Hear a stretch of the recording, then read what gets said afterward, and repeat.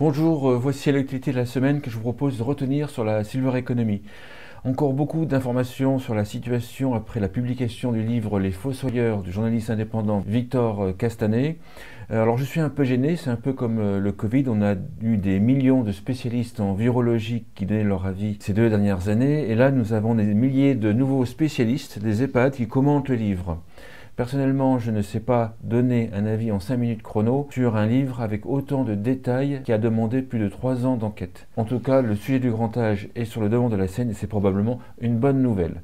Le Gérontopole Nouvelle-Aquitaine publie un état des lieux sur la thématique Bien vieillir dans le logement social. Cet état des lieux servira de base à la co-construction en 2022 d'un guide stratégique et opérationnel d'accompagnement des bailleurs sociaux. Ce guide aura vocation à accompagner les bailleurs sociaux souhaitant mettre en place une stratégie d'évolution de leurs offres de services et regroupera un ensemble de solutions opérationnelles.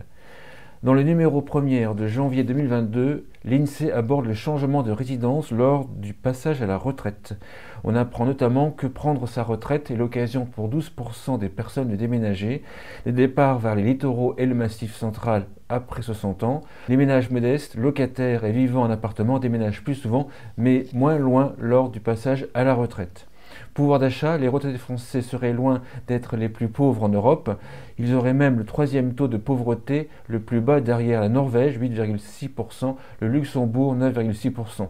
D'après les données d'Eurostat, seuls 9,4% des Français retraités gagneraient moins de 60% du revenu médian disponible dans l'Hexagone, ce qui correspond au risque du seuil de pauvreté. Cette semaine, nous organisons un nouveau webinaire sur l'innovation et les seniors, les facteurs clés de succès, qui se tiendra le jeudi 10 février à 11 h. Renseignements et inscriptions sur ageconomy.com ou LinkedIn.